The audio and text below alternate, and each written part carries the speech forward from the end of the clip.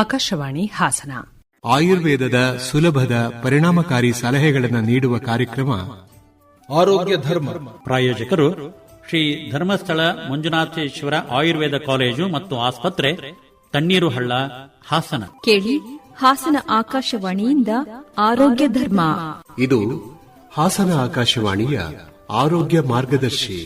ಕೇಳುಗರೆ, ಚಿಕ್ಕ ಮಕ್ಕಳಲ್ಲಿ ಆಹಾರದ ಮಹತ್ವ ಈ ವಿಷಯಕ್ಕೆ ಸಂಬಂಧಪಟ್ಟ ಹಾಗೆ ಇವತ್ತು ಮಾಹಿತಿಯನ್ನ ಮಾಡಿಕೊಡ್ತಾ ಇದ್ದಾರೆ ಡಾಕ್ಟರ್ ವಿಜಯಲಕ್ಷ್ಮಿ ಮಲ್ಲಣ್ಣನವರ್. ಮಕ್ಕಳು ಅಂದ ತಕ್ಷಣ ನಮಗೆ ನೆನಪಿರೋದು ನಗುವಂತ ಮಗು. ಮಗುವಲ್ಲಿ ನಗು ಇದ್ರೆ ಇಡೀ ಫ್ಯಾಮಿಲಿ ಖುಷಿಯಾಗಿರುತ್ತದೆ. ಅದೇ ಮಗು ಕಿರಿಕಿರಿಯಾಗಿ ಅಳ್ತಾ ಇದ್ರೆ ಎಲ್ಲರಿಗೂ ಬೇಜಾರು. ಆದ್ರಿಂದ ಮಕ್ಕಳ ಆರೋಗ್ಯದಲ್ಲಿ ಆಹಾರದ ಒಂದು ಮುಖ್ಯ ಪಾಲು ಇದೆ. ಇವತ್ತು ನೋಡಿ ಮಕ್ಕಳನ್ನ ನೋಡಿದ್ರೆ ಹುಟ್ಟಿದ ಮಗು ಬರೀ 3 kg ಇರುತ್ತದೆ. ಅದೇ ಮಗು 1 ವರ್ಷ ನೋಡುವಾಗ ಆಲ್ಮೋಸ್ಟ್ 9 ರಿಂದ 10 kg ಆಗಿರುತ್ತದೆ. ಆದ್ರಿಂದ ಮಕ್ಕಳಲ್ಲಿ ಎಷ್ಟು ಬೇಗ ತೂಕ ಜಾಸ್ತಿ ಆಗುತ್ತೆ.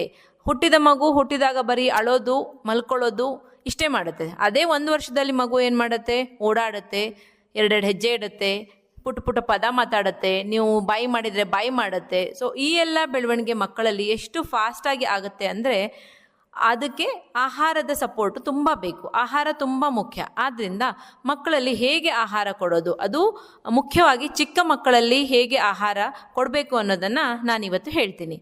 ಚಿಕ್ಕ ಮಕ್ಕಳಿಗೆ ಅಂದರೆ ಮೊದಲ 6 ತಿಂಗಳಲ್ಲಿ ಮಕ್ಕಳಿಗೆ ತಾಯಿಯ ಹಾಲೇ ಸಾಕು. ತಾಯಿಯ ಹಾಲು ಬಿಟ್ಟು ಬೇರೆ ಏನೂ ಬೇಕಿಲ್ಲ.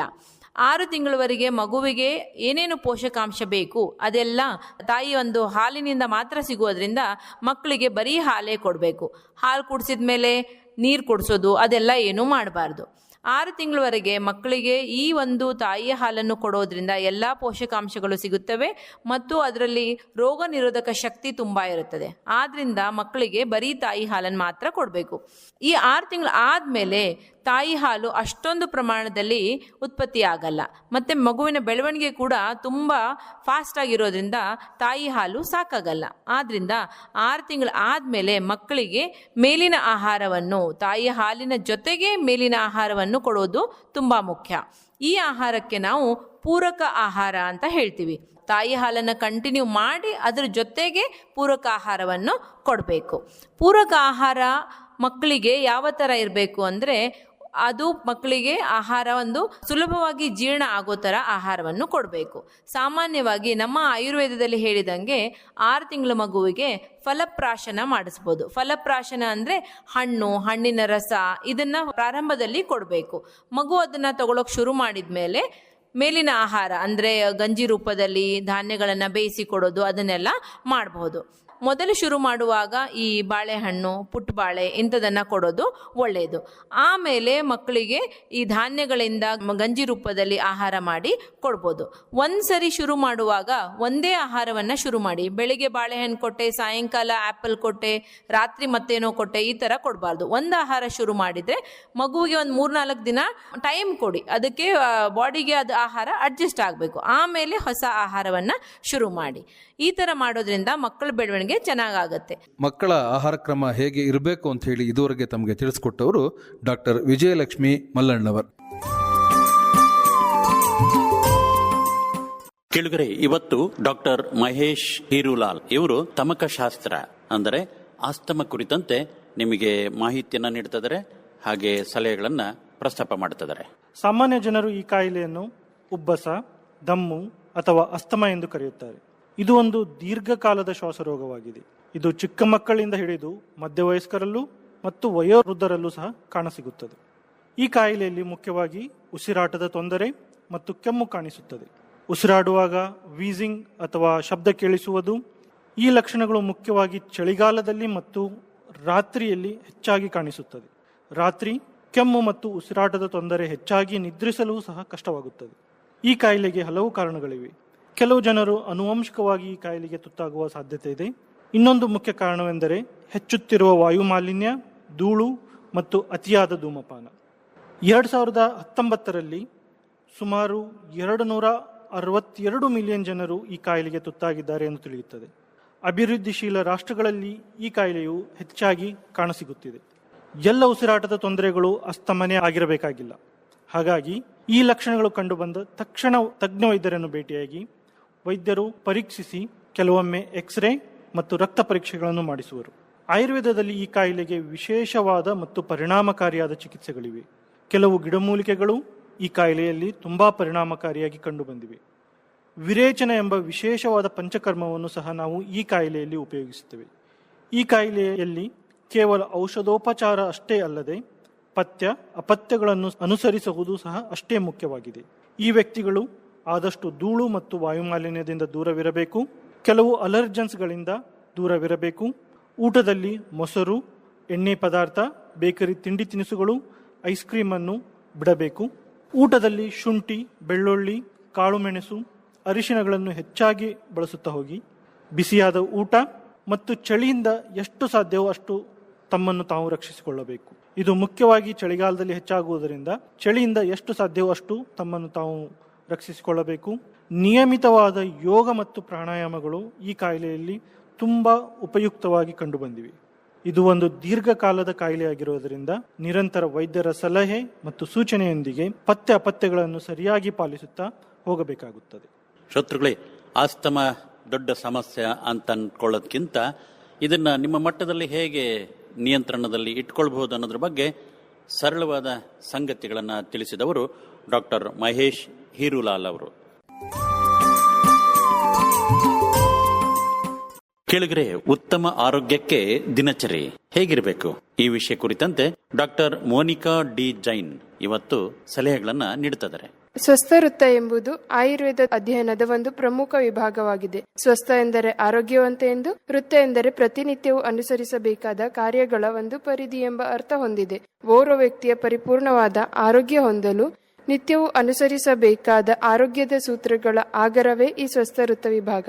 ಈ ವಿಭಾಗವು ಆಯುರ್ವೇದದ ಪರಮ ಧ್ಯೇಯವಾದ ಸ್ವಸ್ಥಸ್ಯ ಸ್ವಾಸ್ಥ್ಯ ರಕ್ಷಣಂ ಅಂದರೆ ಆರೋಗ್ಯವಂತನ ಆರೋಗ್ಯದ ರಕ್ಷಣೆಗಾಗಿ ಹಾಗೂ ರೋಗಗಳಿಂದ ದೂರವಿರಲು ಈ ಮುಂದೆ ಹೇಳುವಂತೆ ಸಲಹೆ ಸೂತ್ರಗಳನ್ನು ಪಾಲಿಸಬೇಕು.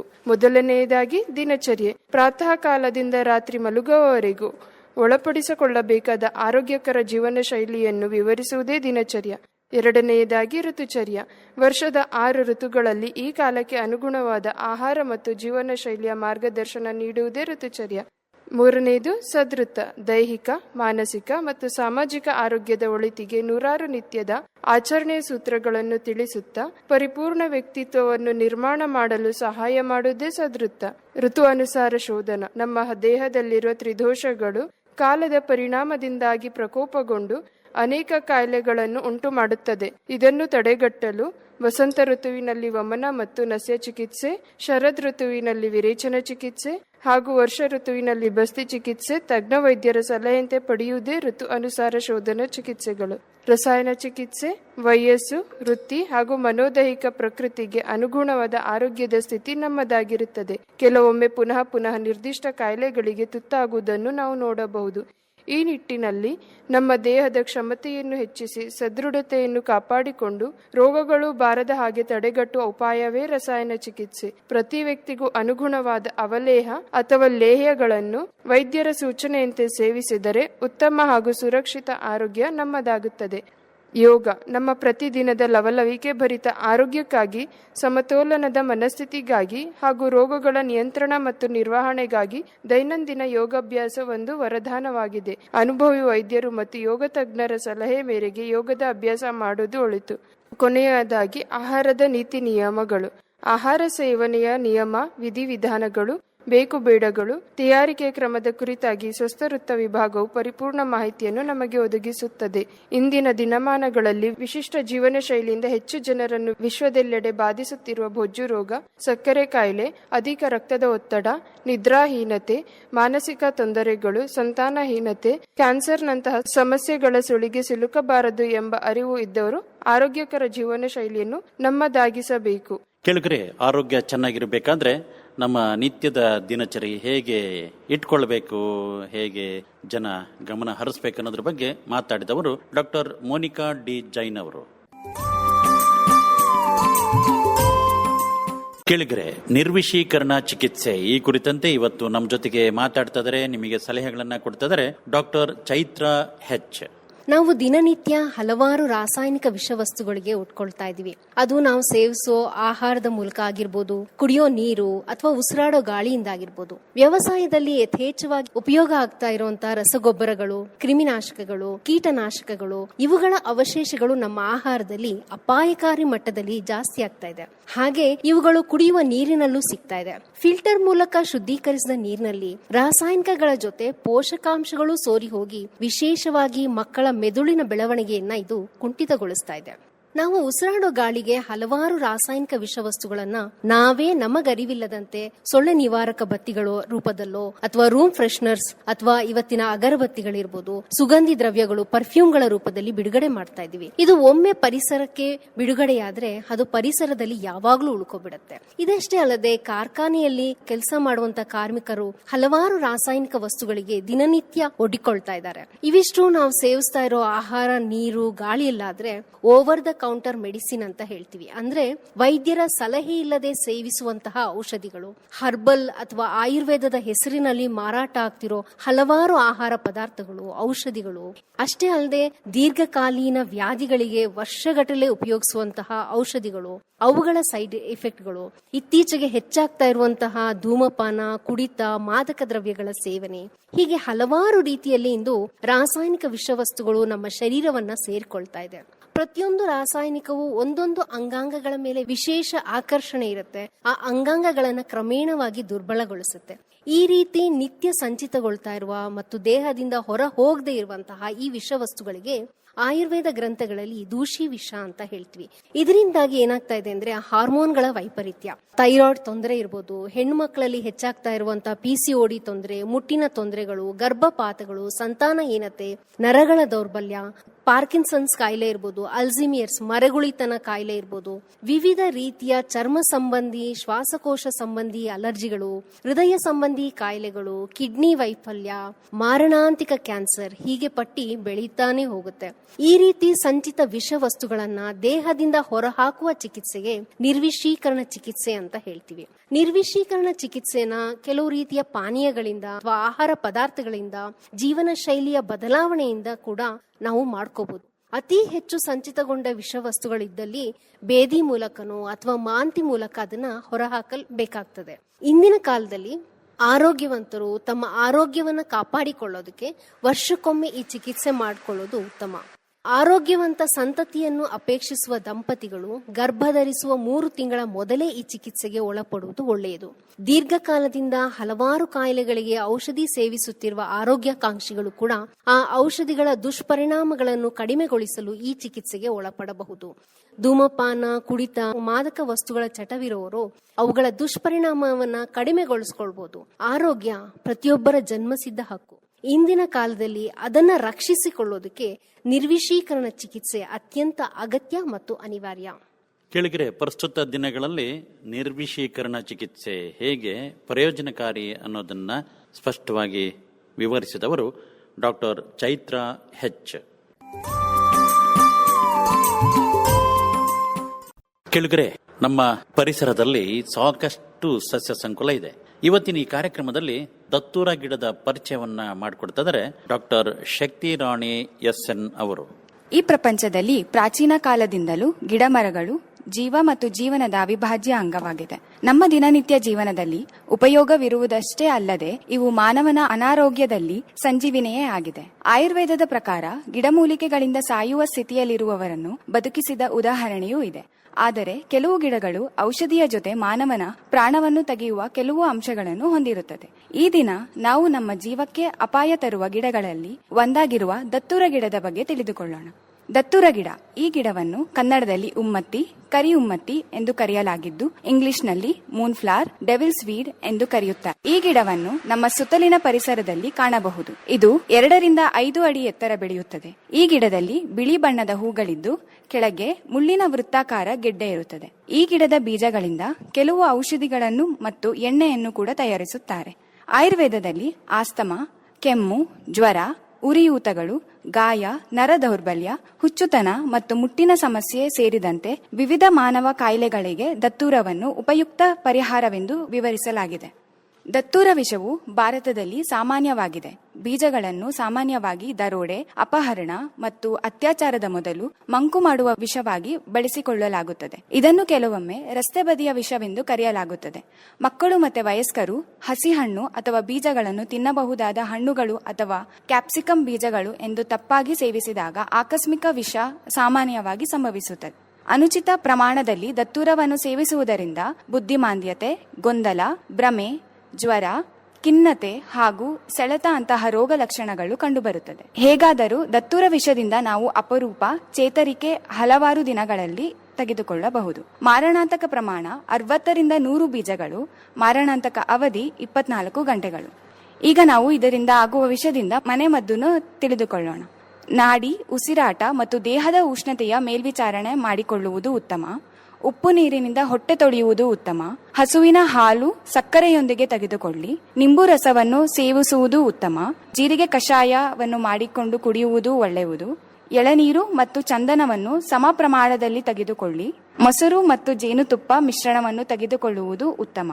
ಹುಣಸೆ ಎಲೆ ರಸವನ್ನು ಮಾಡಿಕೊಂಡು ಕುಡಿಯುವುದು ಉತ್ತಮ. ಈ ಸಸ್ಯವು ಮಾನವರ ಮೇಲೆ ಔಷಧೀಯ ಮತ್ತು ವಿಷಕಾರಿ ಪರಿಣಾಮಗಳಿಗೆ ಕಾರಣವಾಗಿದ್ದು, ಆದ್ದರಿಂದ ಸರಿಯಾದ ಜ್ಞಾನದ ನಂತರ ಅದನ್ನು ಬಳಸುವುದು ಉತ್ತಮ. ಕೆಳಗರೆ ದತ್ತೂರಿ ಗಿಡದ ಪರಿಚಯ ಮಾಡಿಕೊಡ್ತಾ ಅದರ ಉಪಯೋಗ ಮತ್ತು ಅದರಿಂದಾಗುವ ದುರಂತಗಳು, ಸಮಸ್ಯೆಗಳು ಮತ್ತು ಅದಕ್ಕೆ ಹೇಗೆ ಚಿಕಿತ್ಸೆಯನ್ನು ಪಡೆದುಕೊಳ್ಬೇಕು, ಉಪಚಾರವನ್ನು ಮಾಡಿಕೊಳ್ಬೇಕು ಅಥವಾ ವೈದ್ಯರನ್ನು ಸಂಪರ್ಕ ಮಾಡಿ ಆ ಸಮಸ್ಯೆಯಿಂದ ಪಾರಾಗಬೇಕನ್ನೋದ್ರ ಬಗ್ಗೆ ಮಾತಾಡಿದವರು ಡಾಕ್ಟರ್ ಶಕ್ತಿರಾಣಿ SN ಅವರು. ಕೇಳಿದ್ರೆ ರೋಗ ತಡೆಗಟ್ಟುವ ಮಾರ್ಗಗಳು ಈ ಕುರಿತಂತೆ ಇವತ್ತು ಮಾತಾಡ್ತಿದ್ದಾರೆ ಡಾಕ್ಟರ್ ಮುರಳೀಧರ್ P. ಪೂಜಾರ್. ಸಾಮಾನ್ಯವಾಗಿ ರೋಗಗಳು ಬಂದ ನಂತರ ಚಿಕಿತ್ಸೆ ಮಾಡೋದಕ್ಕಿಂತ ರೋಗಗಳು ಬಾರದಂತೆ ತಡೆಗಟ್ಟೋದು ತುಂಬಾ ಮಹತ್ವವಾದದ್ದು. ಇದಕ್ಕೆ ಆಯುರ್ವೇದದಲ್ಲಿ ಕೆಲವು ಸಿದ್ಧಾಂತಗಳನ್ನ ಹೇಳಿದ್ದಾರೆ. ಅವುಗಳನ್ನ ವಿಕಾರ ಅನುತ್ಪತ್ತಿಕರ ಚಿಕಿತ್ಸೆಗಳು ಅಂತಂದು ಹೇಳ್ತಾರೆ. ಅವುಗಳು ಯಾವುವು ಅಂತಂದ್ರೆ, ಆಯುರ್ವೇದದ ಪ್ರಮುಖ ಗ್ರಂಥವಾದ ಒಂದು ಚರಕ ಸಂಹಿತೆಯಲ್ಲಿ ಆಚಾರ್ಯ ಚರಕರು ಹೇಳ್ತಾರೆ, ತ್ಯಾಗ ಪ್ರಜ್ಞಾಪರಾಧಶ್ಚ ಇಂದ್ರಿಯೋಪಶಮ ಸ್ಮೃತಿ ದೇಶಕಾಲಾತ್ಮ ವಿಜ್ಞಾನಂ ಸದೃತ್ತಸ್ಯಾನುವರ್ತನಂ ಅಂತ. ತ್ಯಾಗ ಪ್ರಜ್ಞಾಪರಾಧಶ್ಚ, ಪ್ರಜ್ಞಾಪರಾಧ ಅಂತಂದ್ರೆ ತಿಳಿದು ನಾವು ಮತ್ತೆ ಅದೇ ತಪ್ಪನ್ನೇ ಮಾಡೋದು. ಈ ಕೆಲಸ ಮಾಡೋದು ತಪ್ಪು ಅಂತ ನಮಗೆ ತಿಳಿದಿರ್ತದೆ, ಮತ್ತೆ ನಾವು ಅದನ್ನೇ ಮಾಡ್ತೇವೆ, ಅದರಿಂದ ರೋಗಗಳು ಉತ್ಪತ್ತಿ ಆಗ್ತವೆ. ಅವುಗಳನ್ನ ತಡೆದು ಬಿಟ್ರೆ, ಅವುಗಳನ್ನ ಮಾಡಲಿಲ್ಲ ಅಂತಂದ್ರೆ ಯಾವುದೇ ರೋಗಗಳು ಉತ್ಪತ್ತಿ ಆಗೋದಿಲ್ಲ. ಉದಾಹರಣೆಗೆ, ಸಮಯಕ್ಕೆ ಸರಿಯಾಗಿ ಆಹಾರವನ್ನು ಸೇವನೆ ಮಾಡಬೇಕು ಅಂತ ನಮ್ಗೆ ಗೊತ್ತಿದೆ, ಆದ್ರೆ ನಾವು ಮಾಡ್ಲಿಕ್ಕೆ ಹೋಗೋದಿಲ್ಲ. ಮಾಡ್ಲಾರ್ದೆ ಇದ್ದಾಗ ಅನೇಕ ಕಾಯಿಲೆಗಳು ಉಂಟಾಗ್ತವೆ. ಸರಿಯಾಗಿ ನಿಯಮ ಪಾಲನೆ ಮಾಡಿಬಿಟ್ರೆ ಯಾವುದೇ ರೋಗಗಳು ಬರೋದಿಲ್ಲ. ಎರಡನೇದು ಇಂದ್ರಿಯೋಪಶಮ ಸ್ಮೃತಿ ಅಂತ. ಅಂದ್ರೆ ಪಂಚ ಜ್ಞಾನೇಂದ್ರಿಯ, ಪಂಚ ಕರ್ಮೇಂದ್ರಿಯ ಮತ್ತು ಮನಸ್ಸು ಅನ್ನೋದು ಒಂದು ಉಭಯೇಂದ್ರಿಯ. 11 ಇಂದ್ರಿಯಗಳು ತಮ್ಮ ತಮ್ಮ ಕೆಲಸಗಳನ್ನು ಸಾಮರ್ಥ್ಯಕ್ಕೆ ಅನುಸಾರವಾಗಿ ಮಾಡ್ತಾ ಇರ್ತವೆ. ಅವುಗಳ ಒಂದು ಮಿಥ್ಯಾಯೋಗದಿಂದ ಅವುಗಳನ್ನು ಸರಿಯಾಗಿ ಬಳಸ್ಕೊಳ್ಳಿಲ್ಲ ಅಂತಂದ್ರೆ, ಬಳಸ್ಕೊಳ್ಳದೆ ನಾವು ಜೀವನ ನಡೆಸಿದ್ರೆ ಅನೇಕ ಇಂದ್ರಿಯಗಳ ಮೂಲಕ ಕಾಯಿಲೆಗಳು ಬರ್ತವೆ. ಉದಾಹರಣೆಗೆ, ಕಣ್ಣು ನೋಡ್ತಕ್ಕಂಥ ಒಂದು ಸಾಮರ್ಥ್ಯವನ್ನ ಹೊಂದಿದೆ. ಅದು ಬೆಳಕಿನ ಮೂಲಕ ವಸ್ತುಗಳನ್ನು ಮತ್ತು ಬಣ್ಣಗಳನ್ನ ಅದು ಗುರುತಿಸ್ತದೆ. ಅದ್ರ ಮೇಲೆ ನಮಗೆ ಆ ವಸ್ತುವಿನ ಜ್ಞಾನ ಆಗುತ್ತೆ. ಅಕಸ್ಮಾತ್ ಆಗಿ ನಾವು ತುಂಬಾ ಕಡಿಮೆ ಬೆಳಕಿನಲ್ಲಿ, ಮಂದ ಬೆಳಕಿನಲ್ಲಿ ಅಥವಾ ಹೆಚ್ಚಿನ ಬೆಳಕಿನಲ್ಲಿ ಏನಾದ್ರೂ ನಾವು ಆ ವಸ್ತುವನ್ನ ನೋಡ್ಲಿಕ್ಕೆ ಹೋಯ್ತು ಅಂತಂದ್ರೆ ಕಣ್ಣಿಗೆ ತುಂಬಾ ವ್ಯಾಯಾಮ, ಅಂದ್ರೆ ಅದರದ್ದು ಎಕ್ಸರ್ಸೈಸ್ ಜಾಸ್ತಿ ಆಗಿ ಅದರ ಶಕ್ತಿ ವ್ಯಯ ಆಗಿ ಕಣ್ಣಿನ ಸಮಸ್ಯೆಗಳು ಬರ್ತವೆ. ಹಾಗಾಗಿ ಇಂದ್ರಿಯಗಳನ್ನ ಸರಿಯಾಗಿ ಉಪಯೋಗಿಸಿದ್ರೆ, ಬಳಕೆ ಮಾಡಿದ್ರೆ ಯಾವುದೇ ತೊಂದರೆಗಳು ಬರುವುದಿಲ್ಲ. ಮುಂದಿನದ್ದು ದೇಶ ಜ್ಞಾನ ಅಂತ. ದೇಶ ಅಂತಂದ್ರೆ ನಾವು ವಾಸಿಸ್ತಕ್ಕಂಥ ಪ್ರದೇಶ. ಒಂದು ಪ್ರದೇಶದ ಬಗ್ಗೆ ನಮಗೆ ಸೂಕ್ಷ್ಮವಾದಂತಹ ಜ್ಞಾನ ಇರಬೇಕು. ಪ್ರದೇಶಕ್ಕೆ ತಕ್ಕಂತೆ, ಅಲ್ಲಿ ಇರತಕ್ಕಂಥ ಹವಾಮಾನಕ್ಕೆ ತಕ್ಕಂತೆ ನಮ್ಮ ಆಹಾರ ವಿಹಾರಗಳ ಒಂದು ಬದಲಾವಣೆಗಳನ್ನ ಸೀಸನ್ ಅಂದ್ರೆ ಕಾಲ ಕಾಲಕ್ಕೆ ಬದಲಾವಣೆ ಮಾಡ್ಕೊಳ್ತಾ ಹೋಯ್ತು ಅಂದ್ರೆ, ಈಗ ಚಳಿಗಾಲ ಬರುತ್ತೆ, ಚಳಿಗಾಲದಲ್ಲಿ ಚಳಿಗಾಲಕ್ಕೆ ತಕ್ಕಂತ ಆಹಾರಗಳನ್ನ ಸೇವಿಸಬೇಕು, ಬೇಸಿಗೆಯಲ್ಲಿ ಬೇಸಿಗೆಗೆ ಬೇಕಾದಂತಹ ಆಹಾರಗಳನ್ನ ಉಪಯೋಗಿಸಬೇಕು. ಸೊ ಇವನ್ನ ನಾವು ದೇಶ ಜ್ಞಾನ ಅಂತ ಹೇಳ್ತೀವಿ. ಇದೇ ಕೂಡ ಕಾಲಜ್ಞಾನ. ಸಮಯಕ್ಕೆ ಅನುಗುಣವಾಗಿ ನಾವು ನಮ್ಮ ಜೀವನ ಶೈಲಿಯನ್ನ ಅಳವಡಿಸಿಕೊಂಡ್ರೆ ಯಾವುದೇ ತೊಂದರೆಗಳು ಬರುವುದಿಲ್ಲ. ಆತ್ಮಜ್ಞಾನ. ಆತ್ಮಜ್ಞಾನ ಅಂತಂದ್ರೆ, ಆತ್ಮ ಅಂದ್ರೆ ನಾಲೆಜ್ ಅಬೌಟ್ ಸೆಲ್ಫ್. ನಮ್ಮ ಬಗ್ಗೆ ನಮಗೆ ಗೊತ್ತಿರಬೇಕು. ನಮ್ಮ ಶಕ್ತಿ ಎಷ್ಟಿದೆ, ನಮ್ಮ ಸಾಮರ್ಥ್ಯ ಎಷ್ಟಿದೆ, ನಮ್ಮ ಮಾನಸಿಕ ಸಾಮರ್ಥ್ಯ ಎಷ್ಟು, ನಮ್ಮ ಶಾರೀರಿಕ ಸಾಮರ್ಥ್ಯ ಎಷ್ಟು ಗೊತ್ತಿಟ್ಕೊಂಡು ನಾವು ಕೆಲಸ ಮಾಡಿದ್ರೆ ನಮಗೆ ಯಾವುದೇ ತರಹದ ರೋಗಗಳು ಬರೋದಿಲ್ಲ. ವಿಜ್ಞಾನ. ವಿಜ್ಞಾನ ಅಂತಂದ್ರೆ ಇಂದಿನ ಜಗತ್ತಿನಲ್ಲಿ ನಡೆತಿರತಕ್ಕಂತಹ ವಿಶೇಷ ಜ್ಞಾನಗಳ ಬಗ್ಗೆ ನಮಗೆ ಮಾಹಿತಿ ಇರಬೇಕು. ಉದಾಹರಣೆಗೆ, ನಾವು ಈಗ ಒಂದು ಮೊಬೈಲ್ ಫೋನ್ ಇದೆ, ಆ ಮೊಬೈಲ್ ಫೋನಿನ ಬಳಕೆ ನಮಗೆ ಗೊತ್ತಿರಬೇಕು, ಸೂಕ್ತವಾದಂತಹ ಬಳಕೆ ಗೊತ್ತಿರಬೇಕು. ನಮಗೆ ಯಾವುದೇ ತರಹದ ಸಮಸ್ಯೆಗಳು ಆಗುದಿಲ್ಲ ಅದರಿಂದ. ಸದೃತ್ತಸ್ಯ ಅನುವರ್ತನಂ ಅಂತಂದು ಹೇಳ್ತೀವಿ. ಸದೃತ್ತ ಅಂತಂದ್ರೆ ನಮ್ಮ ಜೀವನದ ಒಂದು ಕಂಡಕ್ಟ್ ಅಂತ ಹೇಳ್ತೀವಿ. ನಮ್ಮ ಜೀವನವನ್ನು ನಡೆಸಲಿಕ್ಕೆ ನಾವು ಅನುಸರಿಸಬೇಕಾದ ನಿಯಮಗಳು. ಉದಾಹರಣೆಗೆ ಮನೆಯಲ್ಲಿ ಹಿರಿಯರು ಇರ್ತಾರೆ, ತಂದೆ ತಾಯಿ ಇರ್ತಾರೆ. ತಂದೆ ತಾಯಿಯರಿಗೆ ಗೌರವಿಸಬೇಕು, ಗುರು ಹಿರಿಯರಿಗೆ ಗೌರವಿಸಬೇಕು, ನೆರೆಹೊರೆಯವರಿಗೆ ಗೌರವವನ್ನ ನೀಡಬೇಕು. ಎಲ್ಲೋ ಒಂದು ಕಡೆ ಕೆಲಸಕ್ಕೆ ಹೋಗಿರ್ತೀವಿ ನಾವು, ಆ ಸಮಯದಲ್ಲಿ ನಮಗೆ ಯಾರು ಕೆಲಸ ಮಾಡಿಕೊಡ್ತಾ ಇರ್ತಾರೆ ಅವರ ರೀತಿಯಲ್ಲಿ ಚೆನ್ನಾಗಿ ವ್ಯವಹರಿಸಿದ್ರೆ ನಮಗೆ ಕರೆಕ್ಟ್ ಆಗಿ ಅವರ ರೆಸ್ಪಾನ್ಸ್ ಇರ್ತದೆ. ಹಾಗಾಗಿ ನಮಗೆ ಆ ಒಂದು ಕೆಲಸ ಸರಿಯಾಗಿ ಆದಾಗ ನಮ್ಮ ಮನಸ್ಸಿಗೆ ಶಾಂತಿ ಉಂಟಾಗಿ ಯಾವುದೇ ತರಹದ ತೊಂದರೆ ಆಗುದಿಲ್ಲ. ಸೊ ಹೀಗೆ ಈ ಎಲ್ಲ ನಿಯಮಗಳನ್ನ ಪಾಲಿಸಿದ್ರೆ ನಾವು ಕಾಯಿಲೆಗಳು ಬರಲಾರ್ದಂಗೆ ತಡೆಗಟ್ಟಬಹುದು ಅನ್ನೋದು ನನ್ನ ಅಭಿಪ್ರಾಯ. ಕೇಳುಗರೆ, ಇದುವರೆಗೆ ರೋಗ ತಡೆಗಟ್ಟುವ ಮಾರ್ಗಗಳು 16 ಇದಾವೆ.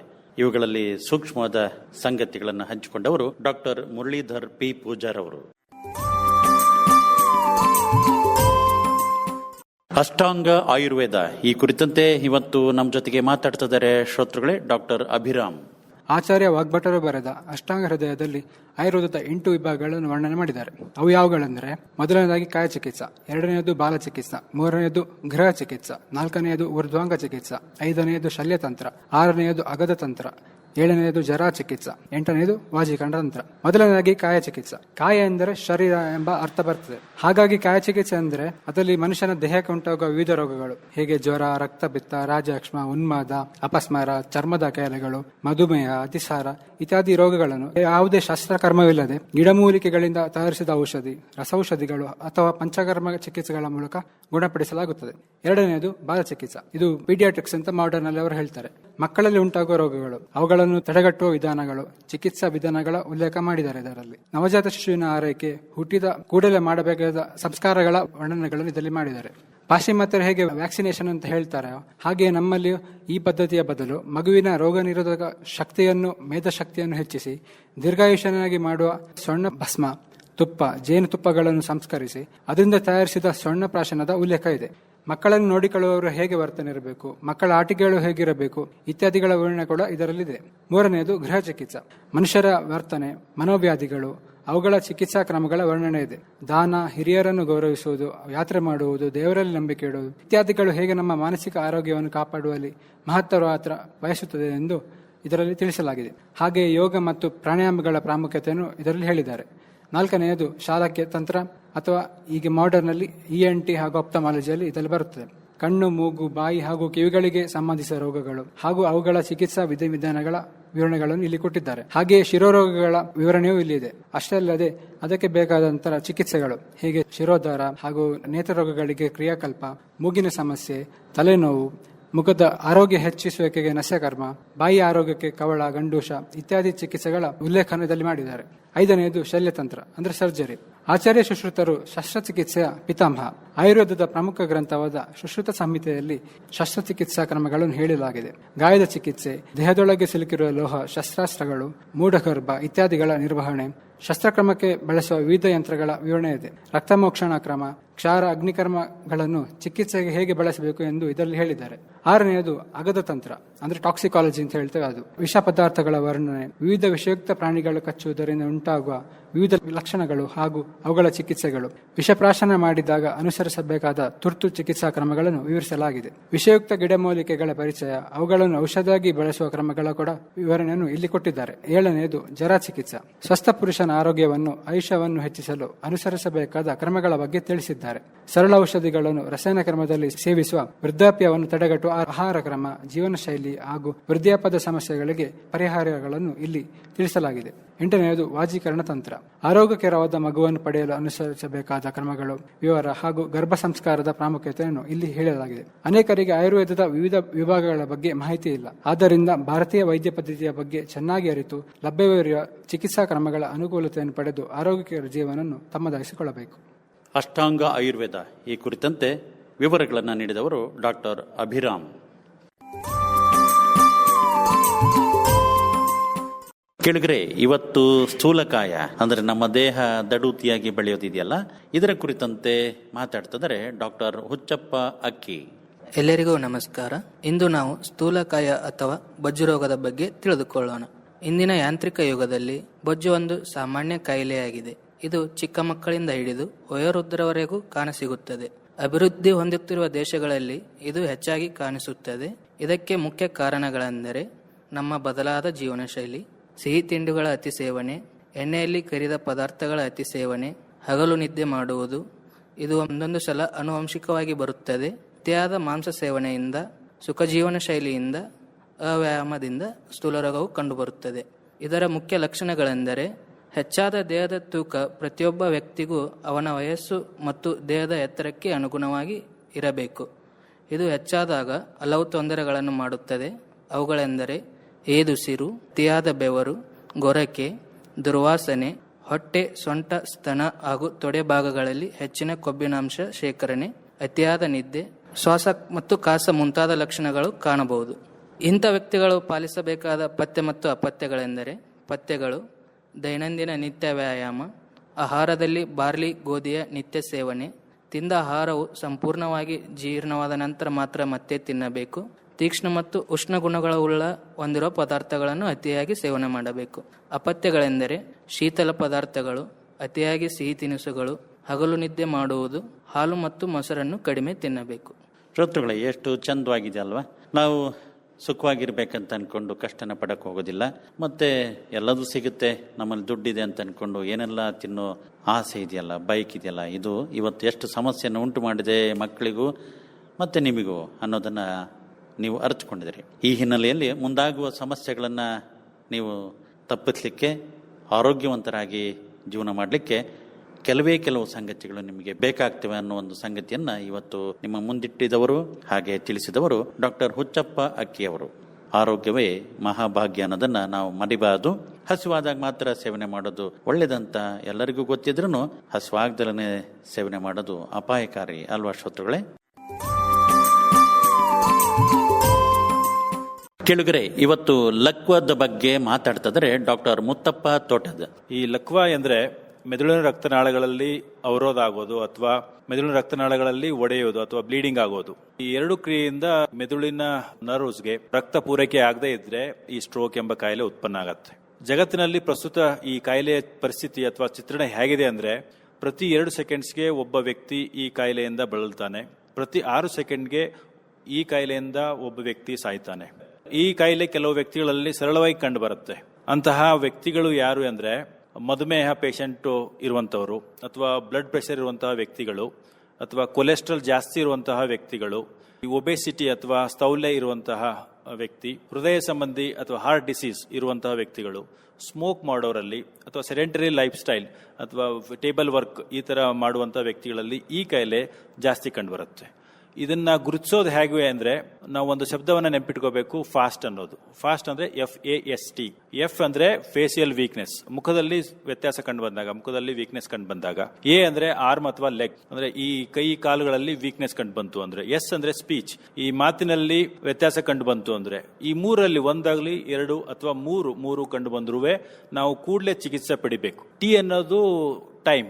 ಸೊ ಎಷ್ಟು ಬೇಗ ನಾವು ಚಿಕಿತ್ಸೆ ಪಡಿತೀವಿ ಅಷ್ಟೇ ಬೇಗ ಸಂಪೂರ್ಣವಾಗಿ ಗುಣಮುಖರಾಗ್ತೀವಿ. ನಾವು ಎಷ್ಟು ಡಿಲೇ ಮಾಡ್ತೀವಿ, ಲೇಟ್ ಮಾಡ್ತೀವಿ, ಗುಣಮುಖರಾಗುವಲ್ಲೂ ಕಮ್ಮಿ ಆಗತ್ತೆ, ನಿಧಾನ ಆಗತ್ತೆ, ಆಮೇಲೆ ಸಂಪೂರ್ಣವಾಗಿ ಗುಣಮುಖರಾಗೋದು ಚಾನ್ಸಸ್ ಕಮ್ಮಿ. ಆದ್ದರಿಂದ ನಾವು ಬೇಗ ಟ್ರೀಟ್ಮೆಂಟ್ ತಗೋಬೇಕು. ಈಗ ನಾವು ಸಮಾಜದಲ್ಲಿ ನೋಡ್ತೀವಿ, ಈ ಸ್ಟ್ರೋಕ್ ಇಂದ ಬಳಲುತ್ತಿರುವಂತಹ ಕುಟುಂಬದಲ್ಲಿ ಆ ಕುಟುಂಬಕ್ಕೆ ಆ ವ್ಯಕ್ತಿ ನೋಡ್ಕೊಳ್ಳಕ್ಕೆ ಇನ್ನೊಬ್ಬ ಮನುಷ್ಯ ಬೇಕು. ಅದ್ರ ಜೊತೆಗೇನೆ ಆ ರೋಗಿ ಕುಟುಂಬಕ್ಕೆ ಆರ್ಥಿಕವಾಗಿ ಹೊರೆ ಆಗ್ತಾನೆ. ಸೊ ಇದನ್ನೆಲ್ಲ ನೋಡಿದಾಗ ನಾವು ಈ ಕಾಯಿಲೆ ಬರ್ದಂಗೆ ನೋಡಿಕೊಳ್ಳೋದು ಉತ್ತಮ ಅನ್ಸುತ್ತೆ, ಮುಖ್ಯ ಅನ್ಸುತ್ತೆ.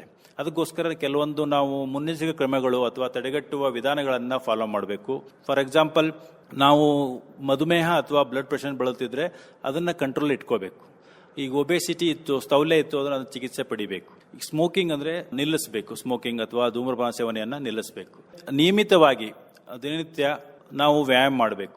ಕನಿಷ್ಠ ಒಂದು ಅರ್ಧ ಗಂಟೆಯಿಂದ 1 ಗಂಟೆವರೆಗೂ ನಮ್ಮ ಶಕ್ತಿಗನುಸಾರವಾಗಿ ವ್ಯಾಯಾಮ ಮಾಡೋದು ಉತ್ತಮ.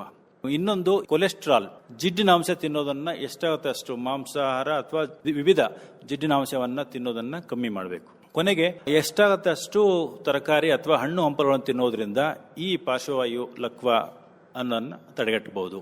ನಮ್ಮ ಆಯುರ್ವೇದ ಆಸ್ಪತ್ರೆಯಲ್ಲಿ ಇದಕ್ಕೋಸ್ಕರನೇ ಒಂದು ವಿಶೇಷ ಚಿಕಿತ್ಸಾ ವಿಭಾಗ ಇದೆ, ಘಟಕ ಇದೆ. ತಮ್ಮಲ್ಲಿ ಯಾರಾದರೂ ಇದರಿಂದ ಬಳಲ್ತಿದ್ರೆ ಅದರ ಸದುಪಯೋಗವನ್ನು ಪಡೆದುಕೊಳ್ಳಬೇಕು. ಧನ್ಯವಾದಗಳು. ಕೇಳಿದ್ರೆ, ಲಕ್ವದ ಬಗ್ಗೆ ಬಹಳ ಸಂಕ್ಷಿಪ್ತವಾಗಿ ಮತ್ತು ಮನಮುಟ್ಟುವಂತೆ ವಿಚಾರಗಳನ್ನು ತಿಳಿಸಿದವರು ಡಾಕ್ಟರ್ ಮುತ್ತಪ್ಪ ತೋಟದ. ಮುಂದಾಗುವ ಅನಾಹುತಗಳನ್ನು ನಾವು ಮೊದಲೇ ಅರಿತುಕೊಂಡು ಕೆಲಸಗಳನ್ನು ಮಾಡ್ಕೊತ ಹೋದರೆ, ಜೀವನ ಕ್ರಮಗಳನ್ನು ರೂಪಿಸ್ಕೊಂತ ಹೋದರೆ ಒಳ್ಳೆಯದಾಗುತ್ತನ್ನೋ ಒಂದು ಸಂಗತಿ ಇವರ ಈ ಕಾರ್ಯಕ್ರಮದಲ್ಲಿ ಅಡಗಿತ್ತು. ಕೆಳಗರೆ ಅರಿಶಿನ ನಿತ್ಯವೂ ಅಡುಗೆಗೆ ಬಳಕೆ ಆಗ್ತಾ ಇರುತ್ತೆ. ಅರಿಶಿನದ ಮಹತ್ವ ಆರೋಗ್ಯ ರಕ್ಷಣೆಯಲ್ಲಿ ಹೇಗಿದೆ ಅನ್ನೋದ್ರ ಬಗ್ಗೆ ಇವತ್ತು ಮಾತಾಡ್ತಿದ್ದಾರೆ ಡಾಕ್ಟರ್ ರೂಪಾ ತೆಗ್ಗಿ ಅವರು. ಅರಿಶಿನ ಒಂದು ದಿನನಿತ್ಯ ಅಡುಗೆಗೆ ಮತ್ತು ಸೌಂದರ್ಯವರ್ಧನಕ್ಕೆ ಸಾಮಾನ್ಯವಾಗಿ ಉಪಯೋಗಿಸುವ ಪದಾರ್ಥ. ಇಂದು ನಾವು ಅರಿಶಿನದ ಆರೋಗ್ಯ ಲಾಭಗಳನ್ನು ತಿಳಿಯೋಣ. ನಮ್ಮ ಆಯುರ್ವೇದದ ಪ್ರಕಾರ ಅರಿಶಿನದ ಕಾಂಡವನ್ನು ಉಪಯೋಗಿಸಬೇಕು. ಚರಕಾಚಾರ್ಯರ ಪ್ರಕಾರ ಅರಿಶಿನ ಒಂದು ಲೇಖನೀಯ, ಕುಷ್ಠ, ಕ್ರಿಮಿ ಮತ್ತು ತುರುಕೆ ರೋಗ ಕಡಿಮೆ ಮಾಡಲು ಉಪಯೋಗ ಮಾಡಬೇಕು. ಅರಿಶಿನದಿಂದ ಕಫ ಮತ್ತು ವಾತ ಕಡಿಮೆಯಾಗುತ್ತದೆ ಮತ್ತು ವರ್ಣ ವೃದ್ಧಿಸುತ್ತದೆ. ಅರಿಶಿನವನ್ನು ಯಾವೆಲ್ಲ ರೋಗದಲ್ಲಿ ಉಪಯೋಗಿಸಬಹುದೆಂದರೆ ಪ್ರಮೇಹ, ಕುಷ್ಠ, ವ್ರಣ, ಪಾಂಡು, ಕಾಮಾಲೆ ಮತ್ತು ಸಿಫಿಲಿಸ್ ಮುಂತಾದವುಗಳಲ್ಲಿ ಉಪಯೋಗಿಸಬಹುದು. ಅರಿಶಿನದ ಮಾತ್ರಾ ಪ್ರಮಾಣವನ್ನು ನೋಡೋಣ. ಸ್ವರಸವಾದರೆ 10 ರಿಂದ 20 ml ಉಪಯೋಗಿಸಬಹುದು. ಪುಡಿಯಾದರೆ 2 ರಿಂದ 4 ಗ್ರಾಂ ಉಪಯೋಗಿಸಬಹುದು. ಅರಿಶಿನದಿಂದ ತಯಾರಿಸಿದ ಔಷಧಿ ಕಲ್ಪಗಳು. ಹರಿದ್ರಾಕಾಂಡ ಇದನ್ನು ವಿವಿಧ ರೀತಿಯ ಕುಷ್ಠ ಮತ್ತು ಎಲ್ಲ ರೀತಿಯ ಅಲರ್ಜಿಗಳಲ್ಲೂ ಉಪಯೋಗಿಸಬಹುದು. ಮಕ್ಕಳಲ್ಲಿ 1 ರಿಂದ 2 ಗ್ರಾಂ ಹರಿದ್ರಾಕಾಂಡವನ್ನು ಜೇನುತುಪ್ಪ ಅಥವಾ ಹಾಲಿನೊಂದಿಗೆ ಕೊಡಬೇಕು. ದೊಡ್ಡವರಿಗಾದರೆ 5 ರಿಂದ 10 ಗ್ರಾಂ ಹಾಲು ಅಥವಾ ಜೇನುತುಪ್ಪದೊಂದಿಗೆ ಸೇವಿಸಬೇಕು. ವ್ರಣಶೋಧನ ತೈಲ ಒಂದು ತಿಳುವಾದ ಬಟ್ಟೆ ಸಹಾಯದಿಂದ ಇದನ್ನು ಹಚ್ಚಿಕೊಳ್ಳಬೇಕು. ವ್ರಣದಲ್ಲಿ ಮತ್ತು ಶಿರೋವಿರೇಚನದಲ್ಲಿ ಉಪಯೋಗಿಸಬಹುದು. ನಿಶಾಮಲಕಿ ಚೂರ್ಣ ಪ್ರಮೇಹ, ಉರಿಮೂತ್ರದಲ್ಲಿ ಮತ್ತು ಡಯಾಬಿಟಿಕ್ ರೆಟಿನೋಪತಿ ಅಂತಹ ರೋಗವನ್ನು ತಡೆಗಟ್ಟಲು ಮತ್ತು ಯೌವನ ವೃದ್ಧಿಸಲು ಉಪಯೋಗಿಸಬಹುದು. ಮಕ್ಕಳಲ್ಲಿ 1 ರಿಂದ 2 ಗ್ರಾಂ ಕೊಡಬೇಕು. ದೊಡ್ಡವರಿಗಾದರೆ 3 ರಿಂದ 4 ಗ್ರಾಂ ಕೊಡಬಹುದು. ಹರಿದ್ರಾದಿ ಧೂಮವರ್ತಿ ಹೆಚ್ಚಾಗಿ ಸಾಮಾನ್ಯ ಜನರು ಇದನ್ನು ಕೋವಿಡ್ ಕಾಲದಲ್ಲಿ ಬಳಸಲು ಆರಂಭಿಸಿದರು. ಇದನ್ನು ಕಾಲಕಾಲಕ್ಕೆ ಬರುವ ರೋಗ ತಡೆಗಟ್ಟಲು ಮತ್ತು ಕೂದಲು ಸಮಸ್ಯೆಯಲ್ಲಿ ಉಪಯೋಗಿಸಬಹುದು. ಅರಿಶಿನದ ಆಮಯಿಕ ಪ್ರಯೋಗ. ವ್ಯಂಗ್ಯದಲ್ಲಿ ಅರಿಶಿನ, ರಕ್ತಚಂದನ ಹಾಗೂ ಹಾಲು ಸೇರಿಸಿ ಪೇಸ್ಟ್ ಮಾಡಿ ಮುಖಕ್ಕೆ ಹಚ್ಚಿಕೊಳ್ಳಬಹುದು. ಶ್ಲಿಪದ ಮತ್ತು ಕುಷ್ಠದಲ್ಲಿ ಅರಿಶಿನವನ್ನು ಸ್ವಲ್ಪ ಬೆಲ್ಲ ಮತ್ತು ಗೋಮೂತ್ರದೊಂದಿಗೆ ಸೇವಿಸಬೇಕು. ಪಿತ್ತಜ ಪ್ರಮೇಹದಲ್ಲಿ ಅರಿಶಿನದ ಕಷಾಯವನ್ನು ತೆಗೆದುಕೊಳ್ಳಬೇಕು. ವ್ಯಾಧಿ ಕ್ಷಮತ್ವವನ್ನು ವೃದ್ಧಿಸಲು ಚಿಟಿಕೆ ಅರಿಶಿನ ಹಾಗೂ ಉಗುರು ಬೆಚ್ಚಗಿನ ಹಾಲು ಎರಡನ್ನೂ ಬೆರೆಸಿ ಸೇವಿಸಬೇಕು. ಅರಿಶಿನ ವ್ಯಾಧಿ ಕ್ಷಮತ್ವ ವೃದ್ಧಿಸುವ ಔಷಧಿಗಳ ಸಾಲಿನಲ್ಲಿ ಮೊದಲು ಕಂಡುಬರುತ್ತದೆ. ಅರಿಶಿನದ ಸ್ವರಸವನ್ನು ಶೋಥ, ಆರ್ಥ್ರೈಟಿಸ್, ಕಿಡ್ನಿ ಸಮಸ್ಯೆ ಹಾಗೂ ಕ್ಯಾನ್ಸರ್, ಕೆಟ್ಟ ಕೊಲೆಸ್ಟ್ರಾಲ್ ಕಡಿಮೆಯಾಗಿಸಲು, ತೂಕ ಕಡಿಮೆಯಾಗಿಸಲು ಉಪಯೋಗ ಮಾಡಬಹುದೆಂದು ಇತ್ತೀಚಿನ ಸಂಶೋಧನೆ ಪ್ರಕಾರ ತಿಳಿದು ಬಂದಿದೆ. ಅರಿಶಿನವನ್ನು ಅಡುಗೆ, ಔಷಧಿ ಅಷ್ಟೇ ಅಲ್ಲದೆ ಮಂಗಲ ಕಾರ್ಯಗಳಲ್ಲೂ ಉಪಯೋಗಿಸುತ್ತೇವೆ. ನಿಜ, ಅರಿಶಿನ ಎಷ್ಟು ಭಿನ್ನ ಭಿನ್ನವಾಗಿ ಬಳಕೆ ಆಗ್ತಾ ಇದೆ ಅನ್ನೋದ್ರ ಬಗ್ಗೆ ತಾವು ಸಂಗತಿಗಳನ್ನ ತಿಳಿಸಿದ್ರಿ. ಕೇಳುಗರೆ, ಇದುವರೆಗೆ ಅರಿಶಿನ ಕುರಿತಂತೆ ವಿಚಾರಗಳನ್ನು ಹಂಚಿದವರು ಡಾಕ್ಟರ್ ರೂಪಾ ತೆಗ್ಗಿ. ಇದುವರೆಗೆ ಆಯುರ್ವೇದದ ಸುಲಭದ ಪರಿಣಾಮಕಾರಿ ಸಲಹೆಗಳನ್ನು ನೀಡುವ ಕಾರ್ಯಕ್ರಮ ಆರೋಗ್ಯ ಧರ್ಮ ಮೂಡಿಬಂತು. ಕಾರ್ಯಕ್ರಮದ ನಿರ್ಮಾಣ ವಿಜಯ್ ಅಂಗಡಿ. ಕಾರ್ಯಕ್ರಮವನ್ನ ಪ್ರಾಯೋಜಿಸಿದವರು ಶ್ರೀ ಧರ್ಮಸ್ಥಳ ಮಂಜುನಾಥೇಶ್ವರ ಆಯುರ್ವೇದ ಕಾಲೇಜು ಮತ್ತು ಆಸ್ಪತ್ರೆ, ತಣ್ಣೀರು ಹಳ್ಳ, ಹಾಸನ. ಇದು ಹಾಸನ ಆಕಾಶವಾಣಿಯ ಆರೋಗ್ಯ ಮಾರ್ಗದರ್ಶಿ.